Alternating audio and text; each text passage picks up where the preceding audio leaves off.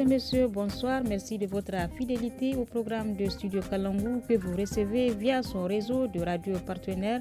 Nos radios partenaires, nos 52 radios partenaires dans toutes les 8 régions du Niger, ainsi que nos 7 télévisions. Attouchement sexuel sur mineurs, quel impact? C'est le thème du forum de ce jour. Dans le rapport de situation 2020 sur la prévention de la violence à l'encontre des enfants dans le monde, publié par les Nations Unies, il ressort que chaque année, un enfant sur 2 dans le monde est victime d'actes de violence physique, sexuelle ou psychologique. Mais la violence sexuelle à l'encontre des enfants est unanimement considérée par l'UNICEF comme une des pires formes de violation des droits de l'enfant. Parmi ces violences sexuelles figurent les attouchements sexuels sur l'enfant. Ce phénomène est malheureusement présent ici au Niger. Alors, pour avoir une vision plus exacte du phénomène, parcourir toutes les dimensions des violences sexuelles faites sur les mineurs, connaître leur impact sur leur vie ainsi que les voies et moyens pour y faire face, nous recevons dans ce studio le professeur Moussa Zangaou. Il est sociologue. Bonsoir. Bonsoir, madame. Monsieur Ilyassou Amadou, il est juriste et représente l'ONG SOS Femmes et Enfants Victimes de Violences. Bonsoir. Bonsoir, madame. Docteur Iné-Pierre Mourad, il est gynécologue obstétricien. Bonsoir. Bonsoir, madame. À la modération, c'est Nafis Adam Sirfo.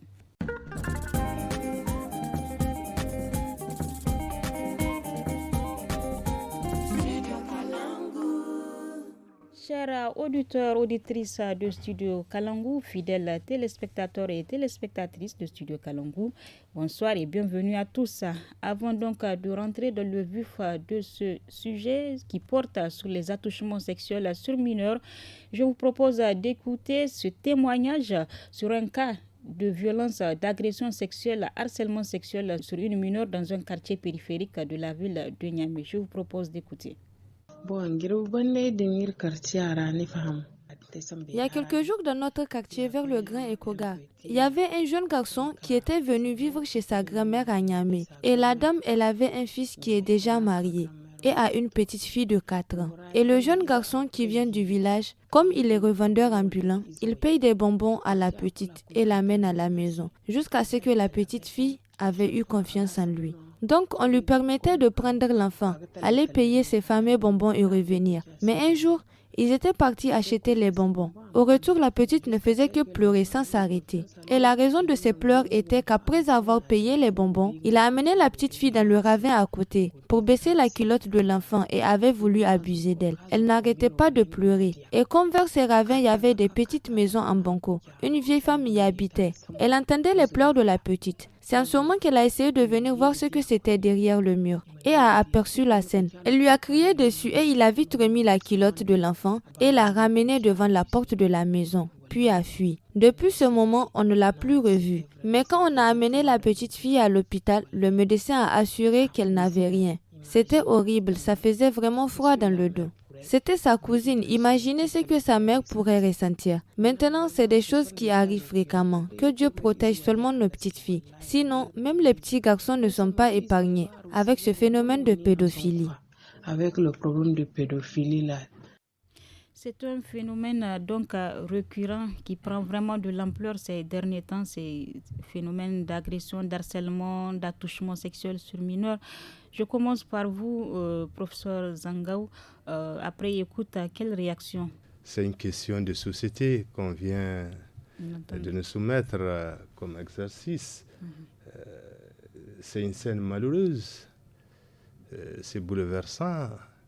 Une petite fille de 4 ans, lui faire découvrir, tenter de lui faire découvrir cette horrible scène. Cette horrible scène qui est une des caractéristiques des manifestations de la sexualité dans les sens les plus négatifs possibles. Donc, c'est vraiment bouleversant. C'est bouleversant, bouleversant, mais comment même expliquer ce phénomène dans la société? Mais une société, vous savez, son état de santé entendu au sens de mental, au sens de comportemental, tout ça aujourd'hui nous interpelle. Nous sommes malheureusement dans des sociétés qui souffrent. Souffrir de l'observance des règles que ceux qui nous ont précédés ont valorisé et qui ont fait la fierté de ce qui fut. Oui. Aujourd'hui, nous sommes dans des sociétés malades. L'éducation, elle est malade. Si l'éducation dans un système est malade, mais la suite, c'est que tout serait malade. D'où cette interpellation de tout le monde, en commençant par les éducateurs. Et les éducateurs, c'est d'abord les membres de la famille vis-à-vis de leurs enfants. Ensuite, un niveau plus élargi, l'école, la société dans son ensemble. Quel comportement privilégié, quel comportement développé vis-à-vis de ceux qui ont à découvrir, surtout les enfants. Autant de dimensions donc liées à ce phénomène. Les attouchements sexuels sur mineurs est une réalité ici au Niger et on sait que c'est l'une des formes d'une agression, d'un harcèlement sexuel sur mineurs. Docteur Mourad, vous êtes gynécologue, obstétricien et vous avez entendu un témoignage poignant d'une mineure qui a failli être victime d'un viol. Mais comment expliquer cela? Quelle est votre réaction d'abord? Merci. Donc ma réaction, c'est que vraiment là, ça me dépasse un peu. Mais c'est pour vous dire un peu, c'est notre quotidien actuellement. Tu ne descends pas, tu ne montes pas de garde sans avoir ces expertises. Nous, on les appelle les expertises. Sans avoir ces genres d'expertises-là. Et malheureusement, dont on rencontre, c'est plus sur des mineurs. Et parfois, ce ne sont même pas des adultes. Non, c'est des jeunes. Un jeune de 12 ans, 13 ans, 14, 15, qui cherche une petite gamine de 4-5 ans comme ça. Vous avez vu dans le reportage, elle a dit on l'a amené à l'hôpital, on a vérifié. Effectivement, on ne lui a pas fait de... On lui a rien fait. Il a tenté. Mais il a juste essayé de tenter. Dieu merci, la femme là était venue, la vieille femme là était venue pour la sauver. Mais c'est un phénomène qui prend de plus en plus d'ampleur. Donc on va voir après autour de la question qui malheureusement, ça compromet carrément tout l'avenir de cette gamine. Et si par malheur ça aurait dû être fait, c'est tout son avenir qui est parti comme ça et qui peut être bouleversé.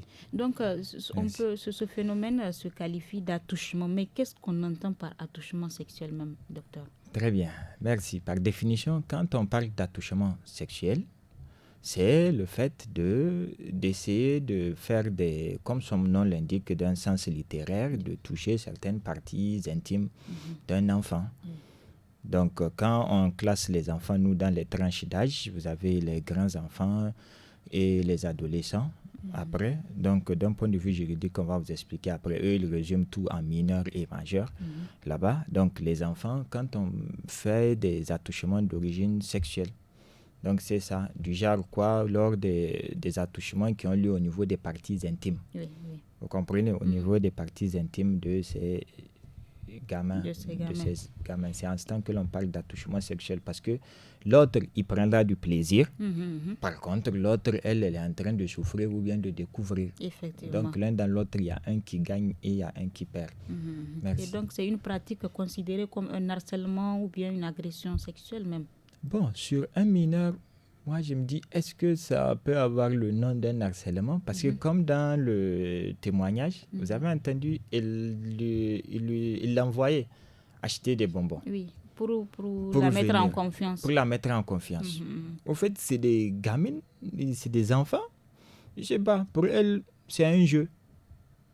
Est-ce qu'on peut parler même d'une histoire de force ou bien de violence? Parce que pour elles, c'est un jeu, c'est une découverte. Peut-être elle a été sauvée parce qu'elle pleure. Elle a pleuré, elle n'a jamais vu ce genre de scènes-là. Mais en général, dans ce genre de cas, quand nous les avons, on vérifie plus. On va revenir sur cet aspect, c'est le côté pénétration. Oui, parce qu'il n'y a pas en réalité d'agression comme ce qui se passe dans le cadre d'un viol. Effectivement. De l'autre côté, on va voir l'autre aspect aussi. Quand on parle d'un viol, là, il y aura des signes, des sévices corporels qui ont été infligés avant de passer à la pénétration.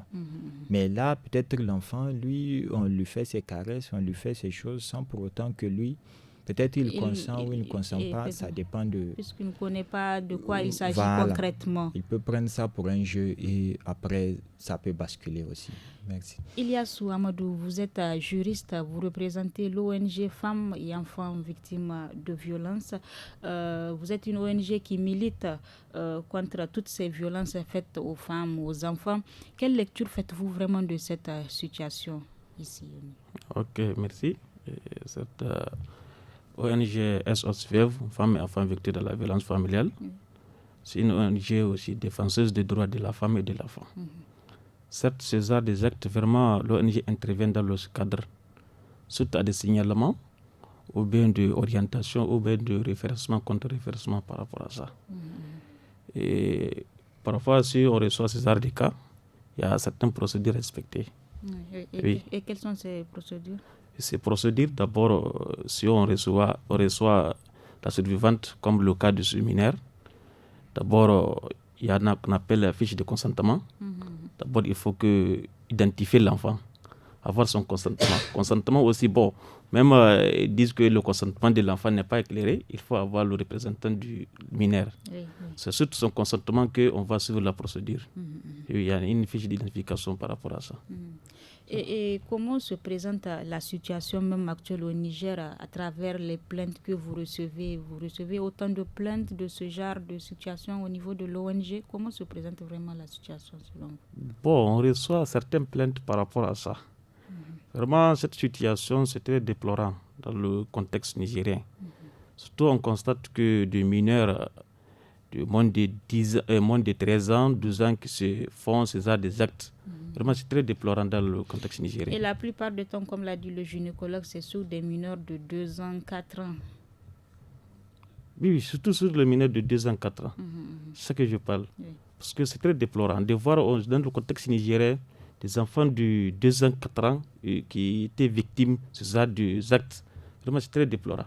Parfois aussi, ce sont même des majeurs qui font ces actes. Surtout parfois aussi, ce sont des mineurs entre eux. Donc maintenant, à savoir d'abord où se trouve même la cause de ça. C'est ça qu'on devrait identifier les causes par rapport à ça, pour bien éradiquer ces actes filiaux. Mais selon vous, où se situent vraiment les responsabilités, même si on peut le dire? Bon, les responsabilités, ça se limite à certains niveaux. D'abord, on peut dire que la responsabilité est liée même de l'éducation d'abord. On peut parler de l'éducation, ça peut être un facteur aussi de ces fléaux. Et aussi la pauvreté aussi. Et manque d'entourage, ça peut être ça aussi. Oui. Donc, les responsabilités sont partagées. Docteur Zangaou, nous sommes dans une société malade, des adultes qui essaient d'abuser des enfants. Vraiment, selon vous, quelle est la vraie cause même? Alors, je crois que quand on dit une société malade, on résume tout. On résume tout. Alors, l'adulte, la personne âgée, censée donner l'exemple, l'éducation aux petits, aux jeunes, si la personne de référence est malade, alors le produit sera quoi? Le produit sera aussi malade. Effectivement. Aujourd'hui, dans nos rues, nous avons beaucoup de jeunes dont le comportement laisse à désirer. Mais pour comprendre ce comportement, il est tout à fait, c'est pas nouveau. Il faut interroger leur milieu d'origine. Les milieux d'origine, c'est de regarder du côté de la famille, regarder du côté des espaces de fréquentation, des groupes d'amis, etc. Donc, partout, si tout est raté, eh bien, la finalité sera aussi un produit raté. Et c'est pourquoi il faut extrêmement de la vigilance au niveau de la famille. Il faut extrêmement de la vigilance du côté de l'État. L'État, malheureusement, qui ne joue pas toujours son rôle, et surtout de ce côté, on sait qu'il y a de la défaillance. Bien qu'il y ait une loi qui réprimande ce délit. Oui, mais ce n'est pas suffisant. La loi, il y a combien qui la connaissent? Et la mise en application. Et la mise en œuvre, c'est un gros point d'interrogation. Je connais des lois similaires. La loi qui criminalise l'esclavage de 2003, Mais quel est le résultat? Le résultat, il est squelettique. C'était la même loi aussi qui parlait du harcèlement sexuel, qui parlait de la question des mutilations génitales féminines également. C'était la même année que ça a été produit, en tout cas dans le code pénal. Mais ces pratiques, pratiquement après 20 ans, elles sont encore là. C'est comme si ailleurs, rien n'a été entrepris comme action. J'ai dit comme si rien n'a été entrepris comme action ailleurs. Parce que dans certaines de nos localités, on ne connaît même pas ça. Ça veut dire que la diffusion, la sensibilisation, l'information n'est pas tellement partie loin. Peut-être dans les grandes villes, les villes secondaires et certaines zones spécifiquement, mais il y a là où, quand l'État est lui-même absent, il est difficile souvent d'avoir certaines informations importantes. Sur ces pratiques qui nuisent vraiment à la société. Docteur Mourad, vous dites recevoir vraiment ce genre de cas dans vos centres de santé. Est-ce qu'il y a un diagnostic qui est fait pour savoir qu'un enfant a été en cas d'harcèlement ou bien d'attouchement sexuel? Comment vous vous y prenez? Merci. Donc, en recevant ces enfants, il y a d'abord deux aspects qu'il faut d'office écarter. Est-ce que l'action, c'est-à-dire les parents de cet enfant ont introduit une action en justice déjà? C'est quoi? C'est aller au commissariat prendre ce qu'on appelle une fiche d'expertise. Donc c'est elle que le commissaire dirige au gynécologue qui est de garde. Donc à lui de faire l'expertise, de leur poser et ils vont faire le dossier pour mettre dans les juridictions. Mais dans certains cas, c'est comme le cas dans cet audio-là que nous avons écouté. Qu'est-ce qui se passe? C'est entre familles. Un cousin qui a abusé des filles d'une cousine, ou bien un boy dans une maison qui a abusé des enfants du patron, ou une bonne, qu'ils veulent qu'on fasse une sorte de recette interne, que personne ne sache, juste de vérifier. En général, ils viennent nous disent de vérifier si cette gamine est... cette histoire de vierge ou pas, si elle a été pénétrée ou pas, ils veulent régler l'histoire à l'amiable. Ils ne veulent pas introduire des actions en justice. Maintenant, pour le diagnostic, c'est quoi? C'est vrai, on va interroger la gamine par rapport à ce qui a été fait, les jeux, d'une manière avec tact. Et deuxièmement, l'examiner. À côté de sa maman, on l'examine. C'est vrai parce que notre examen gynéco aussi va tendre vers cette expérience qu'elle vient d'avoir, parce qu'il faut écarter ses pieds, regarder en bas, tout ça là, mais c'est avec tact. À côté de sa mère, s'il y a eu pénétration ou pas, on vérifie et on recherche sur son corps, partout on la déshabille pour voir s'il y a des sévices corporels qui ont été faits, des châtiments. Donc on vérifie tout et ensuite, si c'est à l'amiable, on dit clairement. Si ce n'est pas à l'amiable, on fait le rapport et puis on envoie pour vérifier à la justice. Mais c'est comme ça en général collégial. Sinon, on examine la gamine. Et deuxièmement, également, si on arrive, ou bien si on a par exemple le commanditaire, on leur fait faire des tests, des examens après. Des examens paracliniques d'office. Quand c'est sur un mineur, il n'y a pas une histoire de grossesse. Quand c'est, j'ai dit mineur, excusez-moi, sur un enfant, il n'y a plus d'histoire de grossesse, mais ce sont les infections classiques. C'est quoi? Syphilis, sida, hépatite. On fait ces tests-là. Et peut-être on leur conseille aussi 3 mois après, du fait de la période de séroconversion, d'autres de refaire ces examens-là. Et maintenant, dernièrement, on conseille aussi d'envoyer le petit chez un pédiatre. Comme ici, nous n'avons pas en réalité de psychopédiatre, peut-être si lui, ça le dépasse, il peut l'envoyer chez un psychiatre ou un psychologue pour essayer de causer avec lui. Mais nous, vraiment, ça s'arrête à l'examen du jour et à la détection des examens. De ce bilan infectieux-là. C'est fini et puis on envoie. Un long processus, monsieur le juriste de l'ONG FEV. Les enfants en moyenne qui subissent les violences, les harcèlements sexuels ont en moyenne moins de 10 ans. Vous pouvez nous parler peut-être d'un cas qui vous a le plus interpellé puisque vous recevez des plaintes? Bien sûr. Oui. Et je pense que il y a 8 ans de cela, on a eu ce genre de cas. Et ça s'est passé ici même à Niamey. C'était vraiment un mineur. C'est une petite fille qui faisait même un jardin d'enfants qui était victime de ce genre de cas. Et on a signalé l'ONG SOS Femmes et Enfants victimes de la violence familiale a pris en charge cette survivante. D'abord, ce que nous faisons au niveau de l'ONG, César de cas, on accueille la survivante, on écoute, parce qu'on a une assistance sociale qui va essayer d'écouter la survivante. Maintenant, il y a une fiche de référencement et contre-référencement. On oriente au niveau de la gendarmerie pour avoir certains dossiers par rapport à ça. Et oui, vraiment, c'est ça des cas aussi. Vraiment, ça nous touche beaucoup. Et justement, pour avoir d'amples précisions sur les sanctions, les peines prévues en cas d'attouchement ou harcèlement sexuel, nous avons donc interrogé le juge des mineurs au tribunal hors classe de Niamey, M. Armiyaou. Il nous en dit plus, on l'écoute. Les attouchements sexuels peuvent être qualifiés sous des désordres, suivant qu'ils soient opérés sur la personne du mineur ou sur la partie génitale du mineur.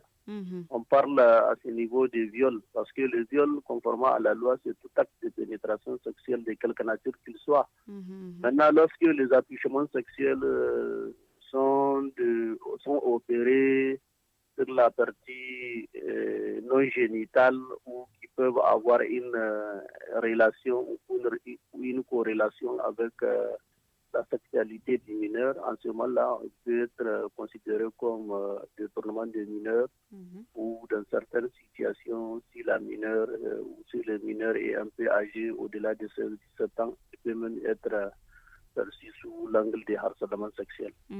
Quelles sont les sanctions en cas de harcèlement sexuel? Le harcèlement sexuel obéit à un certain nombre de conditions bien précises, mais lorsque l'infraction de harcèlement sexuel est constituée, la peine, c'est une peine correctionnelle qui peut être de 2 à moins de 5 ans d'emprisonnement. Et donc, au cas où un enfant est victime d'un harcèlement sexuel, d'une agression sexuelle, quelles sont vraiment les voies de recours? Une agression sexuelle, lorsqu'un enfant... les voies de recours sont les voies de recours classiques, c'est-à-dire les unités d'enquête, ça peut être la gendarmerie qui est la plus proche, la brigade ou la police. Vous savez, que ce soit la gendarmerie ou la police, depuis un certain nombre d'années, il y a à leur sein ce qu'on appelle les brigades des mineurs. Les brigades des mineurs sont habilitées à connaître toute plainte et réclamation par rapport à la violation d'un droit dont les mineurs font victime. C'était là donc le juge des mineurs au tribunal hors classe de Niamey, M. Armiyaou.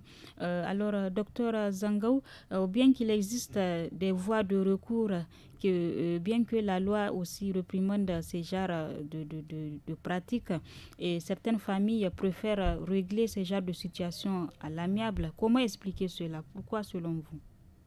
Oui. Certaines familles, évidemment, c'est ça qui fait que ces phénomènes de pratiques négatives prospèrent. C'est parce que beaucoup préfèrent résoudre certaines idioties de la société de manière interne, au sein de la famille. Parce que tout simplement, souvent on a honte qu'on découvre dans la famille qu'il y a telle situation. Voilà. Et pour eux, on protège à la fois la victime, qui est la fille, l'honneur de sa famille, mais aussi l'auteur, qui pourrait être de la famille aussi. Donc, il y a la dimension incestueuse, la dimension intimité, la dimension honte. Les gens parlent souvent de manière terre à terre de la honte. La honte au niveau de la famille, il faut la cacher entre griffes. Oui. Parce que si ailleurs on découvre que la fille elle a été victime de cela, pour certains, ce serait même difficile pour elle d'avoir un mari. Effectivement. Donc, effectivement. on c'est protège pourquoi, la fille. Oui. Ça, c'est extrêmement grave dans nos sociétés qui continuent de refuser de communiquer sur certaines de leurs lacunes. Les lacunes, c'est tard sont en train de prendre de l'ampleur, de se développer, mais de l'autre côté, on communique moins par rapport à l'ampleur du phénomène. C'est comme le cas de l'enfant, la fille. Mais sa famille fera tout pour qu'on ne découvre pas qu'elle a été victime de ce qui a été relaté. Et qu'on fera tout pour lui oublier cette horrible scène qu'elle a vécue, qu'elle aurait dû vivre davantage si ce n'était pas cette vieille qui a crié. C'était ça son salut. Donc, la société, elle est totalement complice de la perpétuité de certaines pratiques négatives. Et elle doit vraiment dénoncer pour protéger ses enfants. Nous allons marquer une petite pause avant de poursuivre ce débat.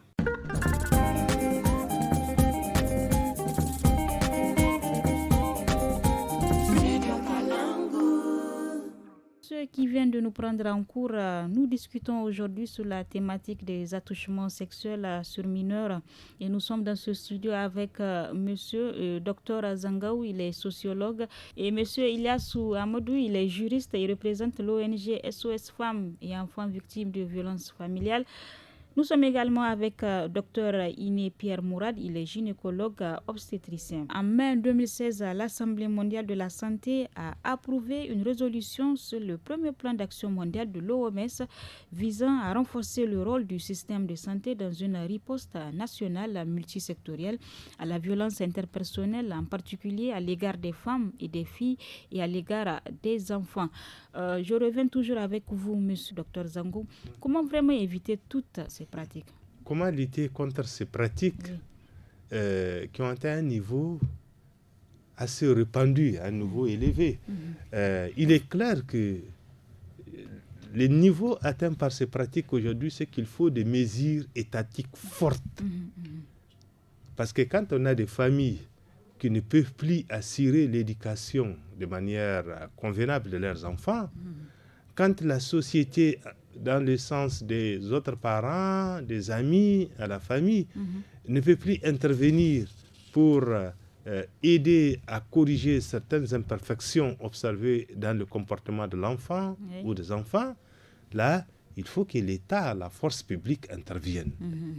Et sur ce point-là, vous savez, l'administration, l'exécutif, il a aussi le devoir d'assurer la sécurité des citoyens.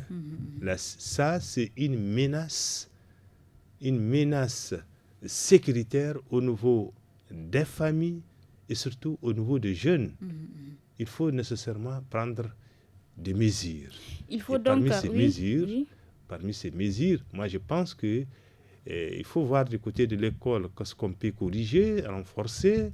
Il faut voir du côté des familles, parce que souvent, vous savez, dans certains milieux, quand un enfant pose un acte grave, mais on n'insulte pas l'enfant, c'est plutôt sa famille qu'on insulte, son père, sa mère qu'on insulte. Il faut que les parents commencent aussi à prendre le coup de leur négligence, de leur complaisance, de leur mauvais comportement vis-à-vis de leurs enfants. C'est vrai que quand vous avez une mère ou un papa qui est de la rue, oui, de la rue, quand je dis de la rue, ça veut dire c'est vraiment des délinquants tout fait, entre griffes. Le hasard de l'histoire fait qu'ils ont un enfant ou des enfants, mais ce n'est pas évident que ces enfants-là soient sécurisés, soient bien éduqués par ces-mêmes qui sont mal éduqués, qui sont le produit d'une rue souvent criminelle. Parce que ceux qui sont dans les drogues, qui sont dans les produits dits stupéfiants, c'est là, on ne peut pas s'attendre à eux pour avoir des hommes et des femmes de qualité demain. Et l'État veut produire des hommes et des femmes de qualité pour demain. Il a l'obligation de prendre des mesures pour protéger ses enfants. Il faut donc protéger ses enfants contre toutes ces formes d'agression sexuelle et surtout les attouchements. Et on sait que comme toute forme, ces attouchements sexuels aussi ont des conséquences sur la santé des enfants. Docteur Mourad, quelles conséquences sur la santé de ces enfants? Bon, comme conséquence, c'est vraiment son avenir qui peut être mis en jeu. Excusez-moi de ce que je vais dire. Bon, quand si c'est vraiment un enfant ou une petite enfant, 5 ans, peut-être elle peut oublier cet épisode. Elle va grandir, elle a oublié ça, mais le fait est là qu'on l'a déjà défloré, c'est-à-dire elle n'est plus vierge. Mais sur le plan acte réellement des attouchements, elle peut oublier, tout comme ça peut aussi la marquer à vie. Oui. Que demain, même si elle va se marier, après vouloir faire la sexualité normale, ça va la traumatiser. Parce qu'elle a été victime de cet épisode-là qui peut la traumatiser toute sa vie. Et imaginez-vous un peu par malheur aussi que ce soit elle est infectée par une pathologie, genre le VIH aujourd'hui, qu'elle en termes de délai de vie et qu'elle aura encore, si c'est par exemple des 5 ans, 6 ans, qu'est-ce qui lui reste encore dans l'avenir? C'est vraiment, comme l'a dit le professeur ici à côté, c'est une société demain, qu'est-ce qu'on va produire? Qu'est-ce qu'on va produire réellement? L'impact sur la santé norme. Je vous propose d'ailleurs d'écouter M. Alzouma Alfazazi, il est psychologue clinicien à l'hôpital national de Niamey. Il nous parle des impacts psychologiques de ces genres de pratiques sur les mineurs. Ces agissements-là ou ces actes de violence sexuelle chez l'enfant, quel que soit l'âge de l'enfant, constitue une source de psychotraumatisme chez l'enfant. Les compétences psychotraumatiques, on peut les classer en 2 grands groupes. Et quels sont ces 2 grands groupes? Il y a les manifestations aiguës et les manifestations chroniques. En termes de ce qu'on peut voir de façon aiguë, c'est-à-dire quelques heures ou les jours suivants, dans les 72 heures qui suivent là, on peut avoir un état de choc chez l'enfant. On peut également développer de la peur et de la phobie, avoir des perturbations de sommeil la nuit, des cauchemars, des trucs comme ça. On peut également voir que l'enfant a un état anxieux, il est là avec une certaine tristesse qui se manifeste au niveau du visage, et des fois aussi de la nervosité qu'on peut voir chez cet enfant-là.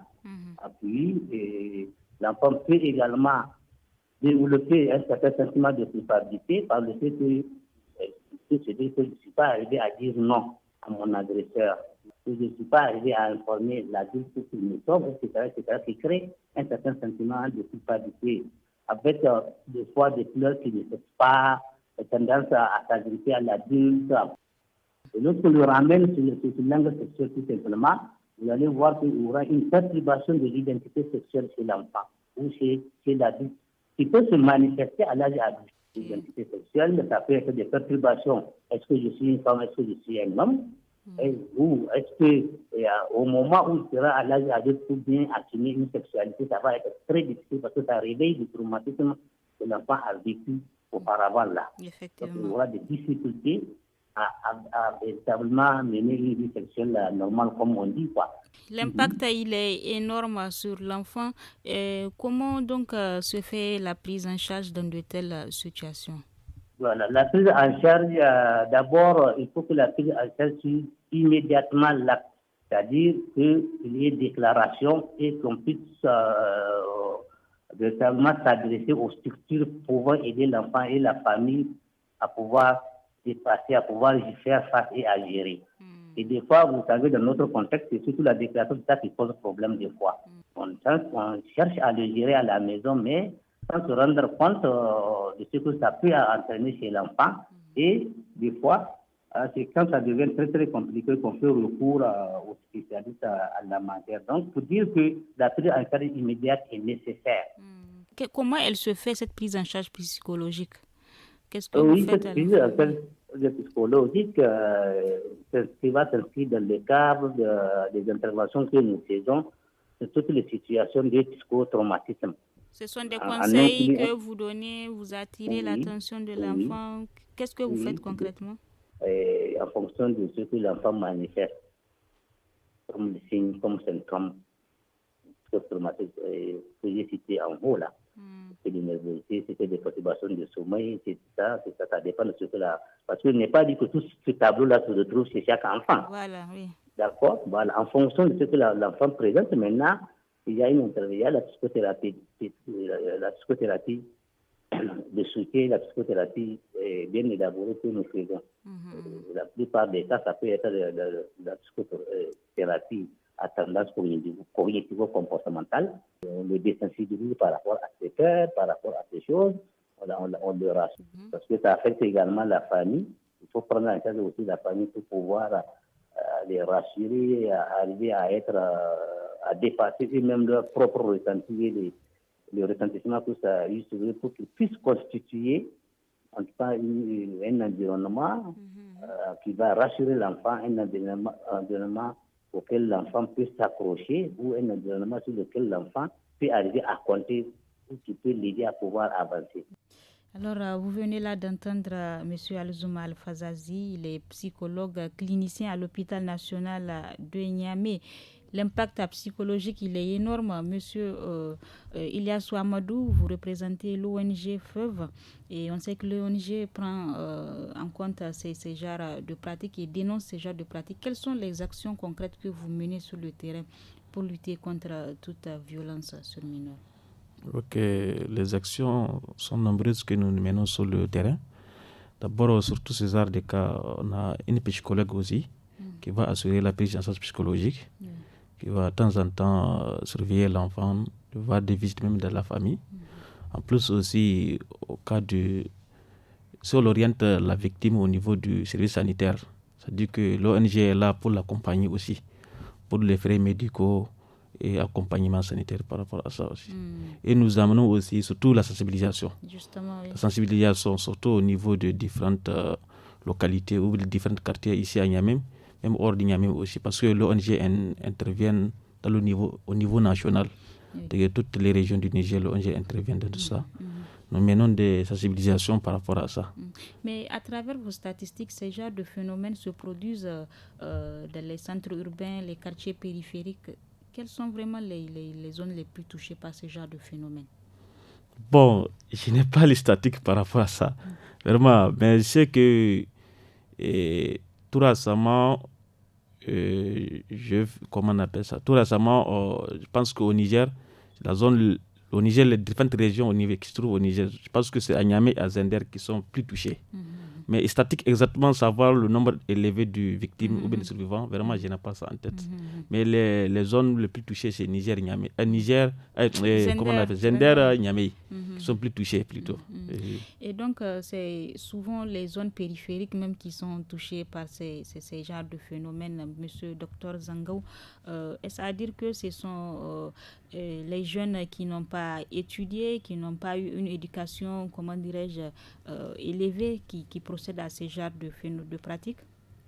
Mais quand vous dites la ville et vous parlez de la périphérie, ce sont les plus souvent les défavorisés qui vivent dans des conditions tout à fait difficiles. D'avoir l'environnement, l'hébergement, ça ne suffit pas pour tout le monde. Une partie de la famille au dehors et même à l'intérieur, souvent, vous savez, l'enfant, il observe tout. Alors, quand il y a une seule pièce pour un couple, et pour combien d'enfants, mais l'enfant, souvent, il est au courant de ce qui se passe au niveau de cette pièce. Et à la sortie, il essaie de reproduire ce qu'il a observé comme comportement. Oui. Et ce qui fait que beaucoup d'enfants découvrent très tôt la sexualité. C'est à partir même de leur environnement familial. C'est normal que les statistiques des victimes de ces formes de violence soient beaucoup plus élevées dans les quartiers périphériques où la protection n'est pas assurée, la protection de l'enfant. Alors que au milieu, dans certains quartiers, dits les quartiers de luxe, l'enfant n'est pas tellement exposé. En tout cas, jusqu'à un certain âge. Et ça les protège. Alors, docteur, qu'est-ce que vous pouvez dire sur ce cas? Est-ce le cas, comment dirais-je, les personnes que vous recevez, les cas que vous recevez proviennent des zones périphériques? Bon, franchement, c'est comme a dit, il n'y a pas de chiffres exacts. Du moment où, même dans des maisons aisées, c'est là où on a des cas de boy, c'est-à-dire l'agent qui fait le ménage avec les enfants du patron.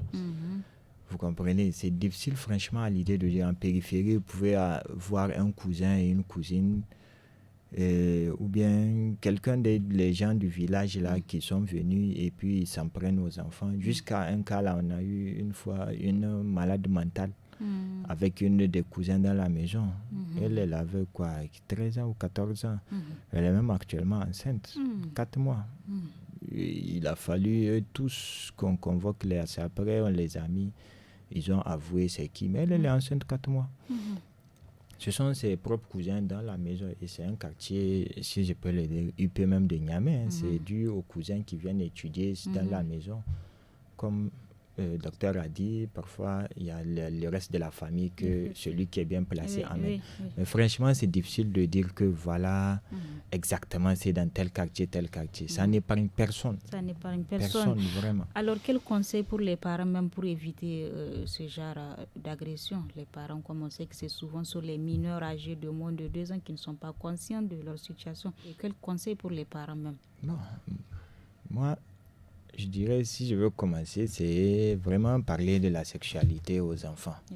Je ne sais pas si on doit introduire des cours à l'école. Ils ont leur fameuse économie familiale là, ou c'est là-bas. Mais deuxièmement, on a aussi un moyen qui nous permet d'avoir que le contrôle des enfants là nous échappe considérablement aujourd'hui, les réseaux sociaux là. Le contrôle des enfants nous échappe complètement à travers ça. Ils ont des vidéos aussi, je prends Facebook là et autres là, exactement, l'internet sur Google, tous les sites là, ils ont accès. Donc il y a une découverte de sexualité et une sexualité maintenant qui n'est plus tabou comme avant. Avant, effectivement. Maintenant, ils ont tout devant eux, jusqu'à ils ont tendance même à reproduire cela. Vous voyez, pour essayer de découvrir leur sexualité. Mais franchement, c'est de parler. Et comme aussi le docteur a eu à le dire, peut-être il faut trouver soit une loi ou quelque chose pour pénaliser ça. Il faut que l'exécutif aussi... Celle qui existe n'est pas suffisante. Exactement. Parce que nous sommes couverts par le secret professionnel. Si une famille vient, ils disent qu'ils veulent arranger à l'amiable. Vous n'avez pas d'autre choix. Moi, je suis couvert par le secret professionnel. C'est une malade que j'ai devant moi, je la prends en charge et le reste de la prise en charge, comme vous avez, heureusement que vous avez eu l'accord du psychologue clinicien, là, il va prendre en charge le reste. Nous, vraiment, on est tenus par le secret professionnel. Il n'y a rien qui nous oblige. Alors, le temps est contre nous. Nous sommes presque à la fin. Alors, monsieur Ilyasu Amadou de l'ONG FEV, quelles sont les voies et moyens à suivre pour lutter contre ces violences sexuelles, les attouchements sexuels, même pour éviter que ça n'aboutisse à une agression sexuelle? Ok, les voies et moyens à suivre. D'abord, vraiment, il faut... l'application de l'État par rapport à ça. L'application de l'État. Parce que il faut sensibiliser les droits et devoirs des enfants. Savoir c'est quoi leurs droits, savoir c'est quoi leurs devoirs aussi par rapport à ça. Et en plus aussi, il faut vraiment renforcer la sensibilisation et la communication aussi. Parce que parfois, manque de communication, surtout aux parents. Vous voyez maintenant, surtout les petites filles, vraiment aujourd'hui, n'ont pas assez accès de la communication auprès de leurs parents. Beaucoup de communication. Docteur Zango, pour finir, quel conseil à la société pour éviter ce genre de situation? Beaucoup de communication, mais attention aux médias aussi. Il y a certains films dits de la pacotille qui sont projetés dans nos chaînes. Et ça, il faut faire très attention. Beaucoup de jeunes imitent cela. Et ça conduit à des situations, bien sûr, comme celle-là que nous sommes en train de craindre pour nos jeunes. Donc, la télévision, c'est à contrôler. Et ça, ce contrôle, je crois que ce n'est pas seulement la famille, au niveau de la famille, mais au niveau central, il faut qu'on censure certains produits qui sont injectés dans notre marché. C'est vrai que c'est très difficile, mais il faut nécessairement aller dans ce sens-là. Oui. C'est difficile, mais il faut aller dans ce sens-là. Les réseaux sociaux, c'est clair. C'est un explosif de délinquance qui envahit le marché de la consommation, le marché de la communication d'une manière ou d'une autre. Merci donc à vous. C'est ici donc que prend fin ce débat qui portait sur les attouchements sexuels sur mineurs. En conclusion, l'on peut retenir que les attouchements sexuels sur mineurs sont une réalité ici au Niger et se présentent sous différentes formes, sous différentes dimensions. Ils impactent négativement sur les enfants, sur la santé de ces mineurs, de par les interventions de nos invités, d'où la nécessité de dénoncer tout cas d'harcèlement sexuel sur mineurs. Avec une prise en charge rapide, ces enfants peuvent être protégés. Et c'est ici donc que prend fin ce débat. Nous étions avec Dr Moussa Zangaou, il est sociologue. Monsieur Ilyasu Amadou, juriste de l'ONG FEV, Femmes et Enfants Victimes de Violences Familiales. Nous étions également avec Dr Iné Pierre Mourad, il est gynécologue obstétricien. Merci à vous d'être venu. À la présentation, c'était Nafisa Adam Sirfo. À la technique, Mustapha Ayouba. À la régie vidéo, Issa Lawali. À très bientôt sur le studio Kalango pour une nouvelle thématique. Au revoir.